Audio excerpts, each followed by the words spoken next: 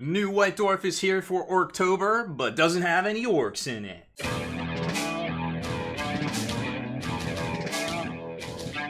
Spiky bits.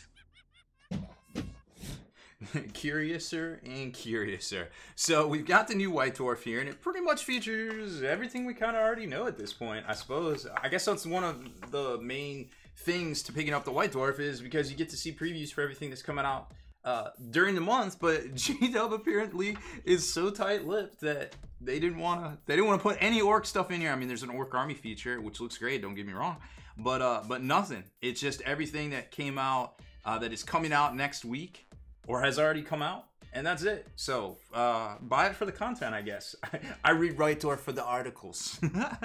I mean, it's a good issue. It's got some paint splatter. It's got some there's some army features and stuff, but you know, it's just a little disappointing. Like, we could have had all that work hype in here, but you know, the leaks are real.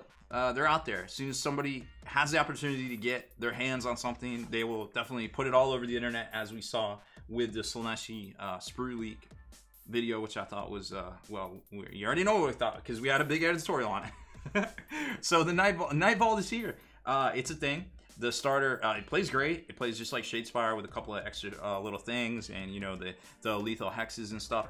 We saw these previews already on the next two sets. Now remember, there's 8 of these bad boys coming out. So there's 6. I mean, we know all of them that are coming out. Well, 8 total, including what's in here. We know the 6 that are coming out, but we only have 2 so far. So G-Dub's still enrolling it, and that's fine.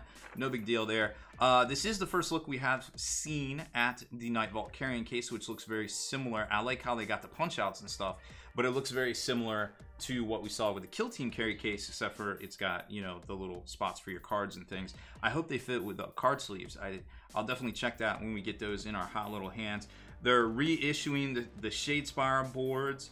The dice look all great. We showed you that already. I really like the arcane hazards as well. The Nightvault deck box seems a little overpriced to me, especially when they were giving those away in the OP kits. And my Nightvault playmat still hasn't flattened out yet. Maybe I need to take an iron to it. I don't know, but I haven't done it quite yet. And they're also coming out with re-releases of the Shadespire starters. So if you think about it, they have re-released everything that came in the Shadespire starter for $60, right?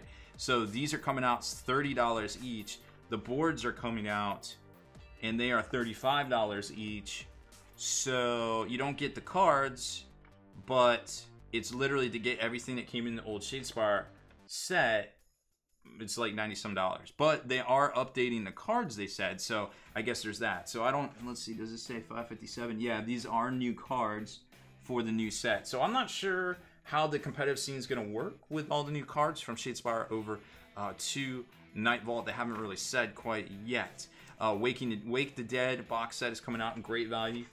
We'll have another video up here on the channel this weekend, I am sure, so look out for that. We've seen all the Beast of Chaos Army stuff already, and of course this week is the Kill Team stuff, which you can check out in another video and all the values on that. So we're pretty much caught up, except for what comes out next week, the Nightvault stuff, the new Warhound 2-pack, which apparently this is a incorrect price of $75.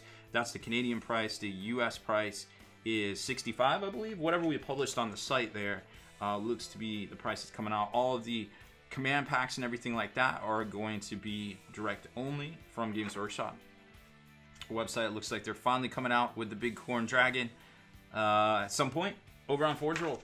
Bum bum bum. Then you got some video game stuff. And oh, and by the way, you get a pack of the new Age of Sigmar Champions trading card game, which also unlocks online versions of the cards as well. So these go for about $3, so that's not a bad little value for a $10 magazine. You know, so I haven't really checked it out, but we got a nice article up on spikybits.com. One of our writers played it for about a week or so, and it's kind of over there. But you can kind of see what he thought in between of all the mechanics and the breakdown and stuff.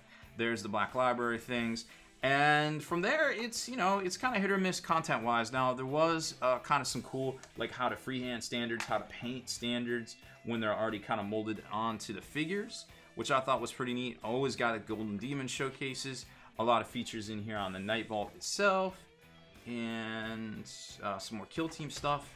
What do we want to show you? Oh man, this is incredible. So here's the Orc Army feature from, I think, somebody in the UK, G-Dub store, Cambridge. So there you can see a really, really cool, painted, it's almost like Christmas colors when I look at it, but it's still very striking. It's not overdone. I think if the green was brighter, it would have definitely been the Christmas Orks. But I really like all the work and all the love that went into it, all the conversions. I mean, that's what's so great about Orks, right?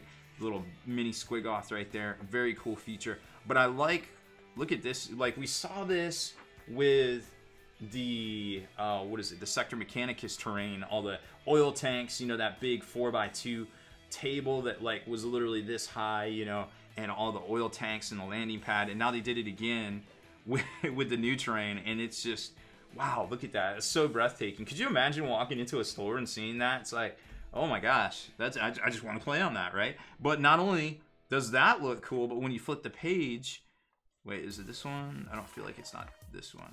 I feel like that's just crazy when you look at it and all the underneath and everything. But here it is. The inside is even more incredible. Look at all this, the overhangs and everything like that. Like, wow, just, I mean, it looks like I could get my hands in there. That's what's so cool about the terrain and the way they designed it and things. And it's just very, very custom. I mean, crap, they put a Valkyrie in there. Like, how big is this, right? That's just incredible. Paint splatters here, and it's all about Titanicus, which I thought was pretty neat. Titanicus, don't get it twisted. It's the best game you'll probably never play because it is very pricey to get into. Not sure why they priced it the way they did, but the play style and the mechanics are very, very solid, and it's, once you mix in all the other Titan sizes, and it's not just Warlord versus Warlord, it's a very fun and tactful game, very on point with Star Wars Armada if you played that from FFG. So if you like those kind of games, then this is probably for you, and some more features on terrain and such. And then we get to the back, everyone's favorite Slayer. I think we know who that is.